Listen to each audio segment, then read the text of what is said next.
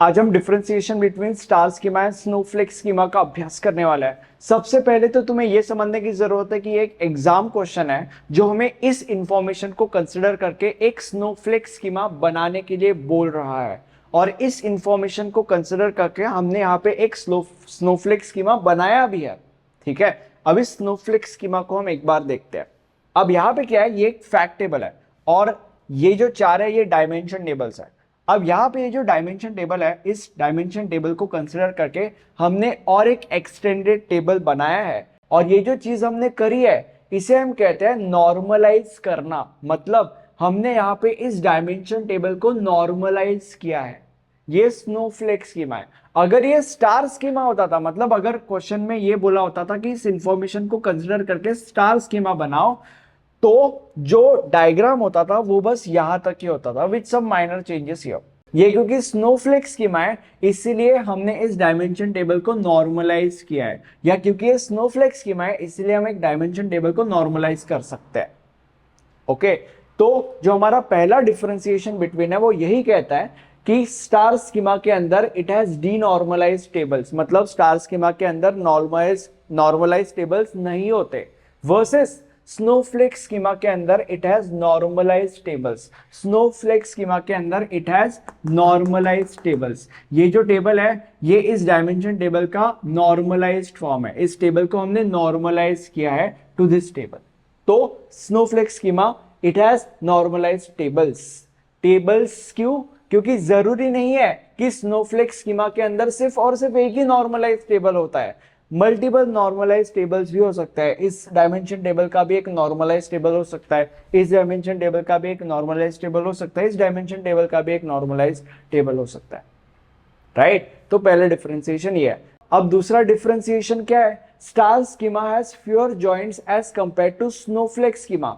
मतलब snowflake schema के अंदर हायर जॉइंट्स होता है, ज्यादा नंबर ऑफ जॉइंट्स होता है। जॉइंट्स का मतलब क्या है? जॉइंट्स का मतलब तुम ये कह सकते हो कि यहां से हम यहाँ पे जंप कर रहे हैं तो बेसिकली ये जॉइन है, यहां से हम यहाँ पे जंप कर रहे हैं तो बेसिकली ये जॉइन है। मैंने तुम लोग को क्या बोला था? मैंने तुम लोग को ये बोला था कि स्टार स्कीमा के अंदर नॉर्मलाइज टेबल्स हम बना नहीं सकते, बट स्नोफ्लेक स्कीमा के अंदर नॉर्मलाइज टेबल हम बना सकते हैं। तो इसका मतलब क्या है? इसका मतलब ऑब्वियसली स्नोफ्लेक स्कीमा के अंदर ज्यादा इधर से उधर जंप होगा, क्योंकि स्नोफ्लेक स्कीमा के अंदर नॉर्मलाइज टेबल्स हम बना सकते हैं और मल्टीपल नॉर्मलाइज टेबल्स भी हो सकते हैं, बट स्टार स्कीमा के अंदर नॉर्मलाइज टेबल्स नहीं होते। राइट, तो इसका मतलब क्या है? इसका मतलब यह है कि जो हमारा स्टार स्कीमा है it has fewer number of joins as compared to snowflake schema, and snowflake schema has higher number of joins as compared to star schema. Simple, क्यों मैंने तुम लोग को बता दिया। नेक्स्ट थर्ड, ये तो इजी है। जो स्टार स्कीमा होता है it is easy to understand, very simple होता है अंडरस्टैंड करने के लिए। जैसे कि तुम देख ही सकते हो कि ये स्नोफ्लेक स्कीमा है तो यहाँ पे इतने सारे कॉम्प्लिकेशंस है, ज्यादा नंबर ऑफ जॉइंट्स है, देन ये नॉर्मलाइज भी करना पड़ता है हमें डायमेंशन टेबल को, more complications, and that is the reason why जो हमारा स्नोफ्लेक स्कीमा है it is difficult to understand. Star schema के अंदर कोई नॉर्मलाइजेशन नहीं होता, क्योंकि कोई नॉर्मलाइजेशन नहीं होता इसलिए ज्यादा जॉइंट्स नहीं होते, and that is the reason why जो हमारा स्टार स्कीमा है it is simple to understand. ठीक है, उसके बाद fourth point, star schema has less number of foreign keys versus snowflake schema has more number of foreign keys. Foreign keys का मतलब क्या होता है? देखो, ये जो है ये फॉरेन कीज है, ये जो है ये फॉरेन की है। मैंने तुम लोग को क्या बोला था? मैंने तुम लोग को ये बोला था कि अगर ये स्टार स्कीमा होता था तो ये जो मतलब ये जो डायग्राम है वो यहां तक ही होता था, ये एक्स्ट्रा का टेबल नहीं होता था, क्योंकि स्टार स्कीमा के अंदर ये अलाउड ही नहीं है नॉर्मलाइजेशन। राइट, और मैंने तुम लोग को ये भी बोला था कि यहाँ पे कुछ माइनर चेंजेस होते थे अगर ये स्टार स्कीमा होता था तो होता था तो।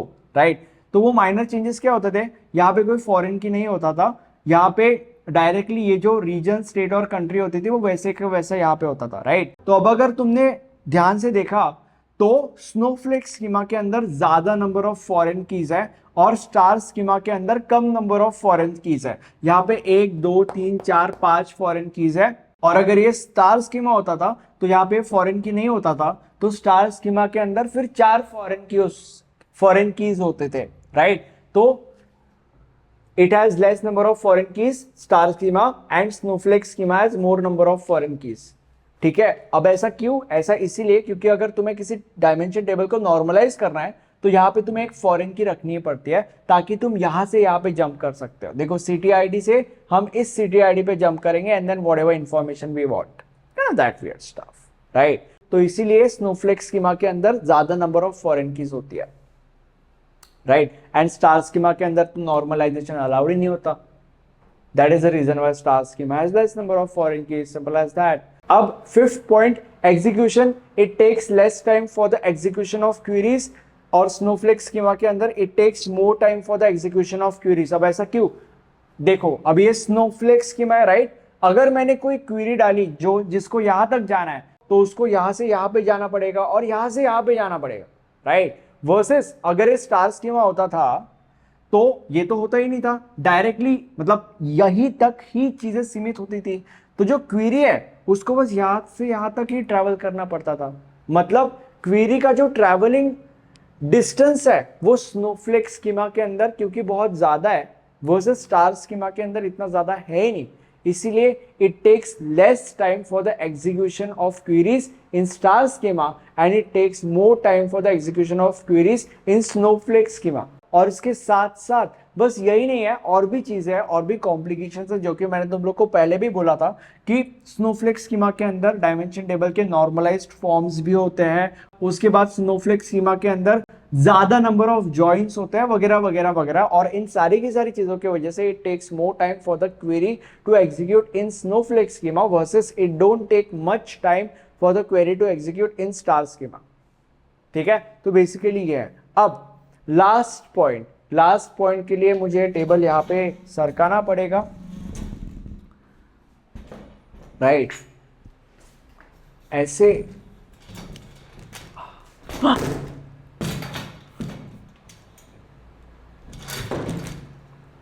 दिख रहा है, मैं लास्ट पॉइंट पढ़ देता हूं।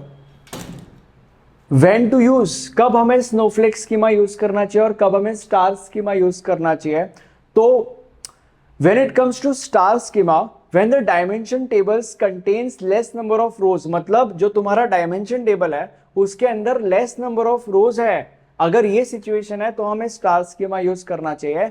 और अगर तुम्हारे डायमेंशन टेबल के अंदर ज्यादा नंबर ऑफ रोज है प्लस स्पेस का भी इशू है तो हमें स्नोफ्लेक स्कीमा यूज करना चाहिए। अब ऐसा क्यों?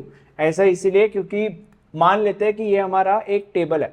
अब इस टेबल के अंदर ये तुम्हारा कस्टमर आईडी, ये इन कस्टमर्स के नाम, ये वो सिटीज के नाम जहां पे कस्टमर्स रहते हैं और ये सिटीज किन स्टेट्स में, वो स्टेट्स के नाम, राइट। अब कल उठ के मान लेते हैं गवर्नमेंट ये बोलती है कि मुंबई का नाम मुंबई नहीं होना चाहिए, मुंबई का नाम होना चाहिए मुंबई अल्ट्रा प्रो मैक्स। तो जो इंसान है जो इस चंक ऑफ इंफॉर्मेशन के लिए ऑथराइज्ड है, क्या वो इंसान हर जगह पे मुंबई कट करके मुंबई अल्ट्रा प्रो मैक्स लिखते बैठेगा? यहां पे 3 बार मुंबई है बट इन रियल लाइफ लाखों करोड़ों बार मुंबई मुंबई लिखा हो सकता है। तो क्या वो लाखों करोड़ों बार मुंबई कट करके वहां पे मुंबई अल्ट्रा प्रो मैक्स लिखते बैठेगा? And the answer is no, ठीक है। तो इसके लिए हम क्या करते हैं, ये स्टार स्कीमा का आर्किटेक्चर है, तो इसके लिए इस प्रॉब्लम को सॉल्व करने के लिए हमारे पिक्चर में आता है स्नोफ्लेक स्कीमा। स्नोफ्लेक स्कीमा के अंदर हम क्या करते हैं, स्नोफ्लेक स्कीमा के अंदर हम इस टेबल को डिवाइड करते हैं। तो पहले टेबल के अंदर इस टेबल को डिवाइड किया जाता है इनटू 2 टेबल्स। तो पहले टेबल के अंदर कस्टमर आईडी, कस्टमर नेम और लोकेशन आईडी, और दूसरे टेबल के अंदर लोकेशन आईडी, सिटी और स्टेट। अब इससे क्या होगा, अब अगर गवर्नमेंट ने बोला कि मुंबई का नाम मुंबई नहीं होना चाहिए, मुंबई अल्ट्रा प्रो मैक्स होना चाहिए, तो पहले जहां पे 3-3 बार उसको चेंज करना पड़ता था, यहाँ पे बस एक ही बार उसको चेंज करना पड़ रहा है। और बाकी की सारी चीजें एज एन इम्पैक्ट वैसे की वैसे है। मतलब अगर मैंने तुम लोग को बोला कि मदन लाल किस स्टेट में रहता है, तो मदन लाल 11 महाराष्ट्र, मदन लाल महाराष्ट्र में रहता है। मनदीप महेश्वरी किस सिटी में रहता है, मनदीप महेश्वरी 11 मुंबई, मनदीप महेश्वरी मुंबई में रहता है। That weird stuff, ठीक है। तो ये स्नोफ्लेक स्कीमा का आर्किटेक्चर है। अब इसका और हमारे 6 पॉइंट का क्या लेना देना, 6 पॉइंट में लिखा है अगर तुम्हारे डायमेंशन टेबल में कम रोज है तो हमें स्टार स्कीमा यूज करना चाहिए, और अगर हमारे डायमेंशन टेबल में ज्यादा नंबर ऑफ रोज है और वो रिडंडेंट है, मतलब वो रिपीट होने वाले हैं जैसे कि यहाँ पे हुआ है, तो उस केस में हमें स्नोफ्लेक स्कीमा यूज करना चाहिए ताकि हम उस प्रॉब्लम को इस तरीके से सॉल्व कर सके। ये स्नोफ्लेक स्कीमा का आर्किटेक्चर है जो उस रिपीट होने वाले प्रॉब्लम को सॉल्व करता है। इसीलिए अगर हमारे डायमेंशन टेबल में कम नंबर ऑफ रोज है तो हम स्टार स्कीमा यूज करेंगे, और अगर हमारे डायमेंशन टेबल में ज्यादा नंबर ऑफ रोज है और अगर वो रोज रिडंडेंसी को सपोर्ट कर रहे हैं, मतलब वो अगर रोज रिपीट हो रहे हैं जैसे यहाँ पे हो रहा है, और अगर स्पेस का भी अगर प्रॉब्लम है तो उस केस में हम स्नोफ्लेक स्कीमा का यूज करेंगे। आई होप तुम लोग को ये लेक्चर समझा होगा। Thank you so much.